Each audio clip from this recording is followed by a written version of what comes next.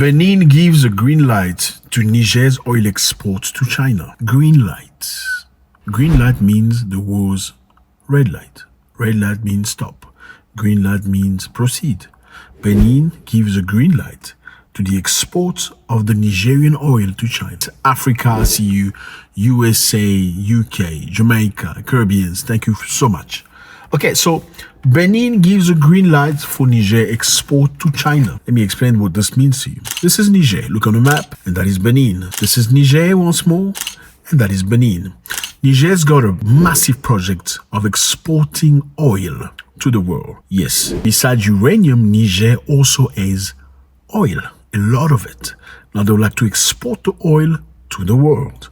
However, as you can see, Niger is a closed country, meaning it is in the continent. They don't have a border to the sea, okay? So in order for them to export stuff, it has to go through one of these countries here. And because Benin is the closest, they chose Benin to export their stuff. Now, let's understand why Benin has now opened this opportunity to send oil to China through their port now. If they've authorized now, it means they blocked it. Yes, indeed. The response is Benin was blocking the pipeline export of crude oil from Niger to China. But now the trade dispute appears to have been resolved with Chinese mediation. The rapprochement comes through a mediation of the Chinese government and the Chinese company operating newly the inaugurated pipeline between Niger and Benin. Okay, so Niger exporting oil to China through Benin, but Benin blocked the roads to Niger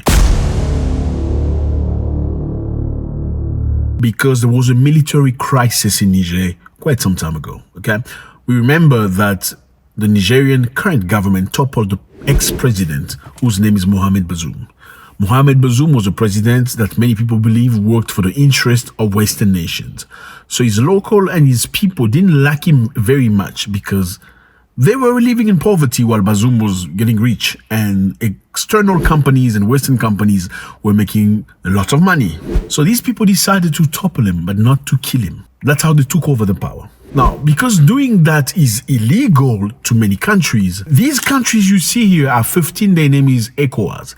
These ECOWAS are sort of brotherhood countries in Africa that help each other economically, help each other politically, and many other things. ECOWAS countries were not happy with Niger because they toppled Mohamed Bazoum. They would have expected Niger to have elections and have a new president, and not topple their president via a coup d'etat. The ECOWAS countries decided to block the borders to Niger, disallowing Niger from exporting and importing things. Remember, Niger is an enclosed country in the continent, therefore needs the help of other countries next to the sea in order to export and import stuff. They were expecting by doing that, they were going to asphyxiate the economy of Niger and get those people to cooperate with what they wanted them to do. Now, as they did that, Benin also decided to close its border to Niger. Benin, as you can see, is very close to Niger. And the people of Benin, most of the time, go to Niger, sell goods, buy goods, and come back. And most of export and import of Niger came through Benin. Therefore, making Benin make money. Do you understand? The more I get my thing through you, the more you get to get a piece of everything I get. That's how you make money. So when Benin closed the border to Niger, to the astonishment of many people, Benin suffered more than Niger did suffer. Because a lot of people of Benin do sell their stuff in Niger. And the government of Benin suffered because they could not make the revenue they made through taxing things going through to Niger. It's like you're punishing somebody, but then you realize you are suffering more. You have a girlfriend and you want to break up with her, but you don't really want to break up. You're actually playing your game. You expect to make her do things, but you say you want to break up with her. But then 2 days you break up with her and she's crying and stuff and you're happy. Then on the third day, you expect her to call you. On the fourth day, she doesn't call. Day number 5, she doesn't call. Day number 6, number 7, number 12, she doesn't call. Then you go like, whoa, okay. I feel like I'm suffering right now. Okay, let's make peace. And then she goes like, no, I'm not interested. No, you broke up with me. That's fine. Let's stay that way. That's exactly what happens. Because the next thing was the Beninian government who came to Niger said, listen, we done. We actually are brothers. We don't want to close the border anymore. We want to open the border. Guess what Niger said? No, we're not interested. We don't want to open the border. You wanted to close the border, then keep the border closed. We're not interested. Then the Benin government pushed and the Nigerian government did not want. Because remember, the Nigerian government kicked out French soldiers out of the country. And because Benin has a very good relationship with France, Niger is scared and fears that Benin could be having French military bases in the country. And the Nigerian people are afraid that the French could orchestrate some sort of attack or something like that so they can topple them where they are. So they say, you know what, fellas? Okay, you choose to be against us, then that's fine. You can stay on that side. No, we don't want to be your friend. That is when the president of Benin, Patrice Talon, said, okay, we are closing the border because you closed the border against us and you refuse to open, even though we want to open, we want to be friend again, we will not allow your pipeline to go through our country. Or we will not allow you to export your crude oil to the Chinese. So what happens is the Chinese bring their boat to the port of Benin because Benin is by the sea, as you can see. And the crude oil coming from Niger runs about 2,000 kilometers to the port of Benin. Now, the Benin government say we don't want your crude oil to be served here because this is our land. Before the coup in Niger, almost all Niger import, food, cars, consumer goods, etc. traveled through Benin at the port of Cotonou. Therefore, as you can understand, they made money out of it, taxing and all that type of stuff. Alternative routes, such as through Togo port and Lomé, were considered complicated, not to mention unsafe, due to the presence of Islamist insurgency. So Benin was the place. Now,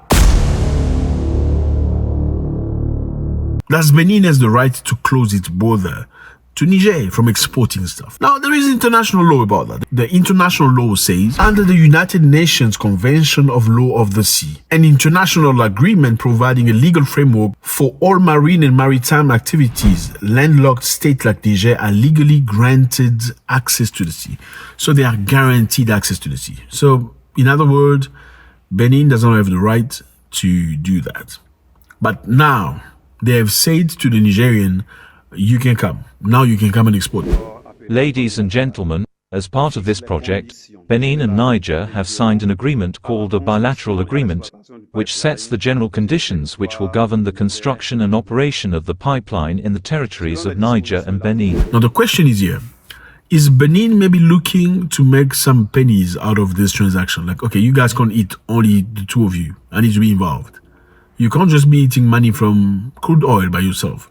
I need to get my part, right? Because they believe that even though Niger gained its reputation through the sale of uranium, the crude oil of Niger will catapult this country to a highest level, where it has never been in the past. Let me know how you feel about this. What is your understanding of this? What for you is the reason why Benin want to open the border now? After all this time, they were being cocky, saying, now, we're going to make you suffer. You're not going to get food from here. Very slowly, the people of Benin are suffering from this situation more than the people of Niger, as they expected. Sometimes you just gotta stay brother to a brother. Even when the brother is fighting a fight that's very, very hard, very difficult, against an enemy or against an outsider, sometimes you just need to side with the brother to prove your brotherhood. God bless.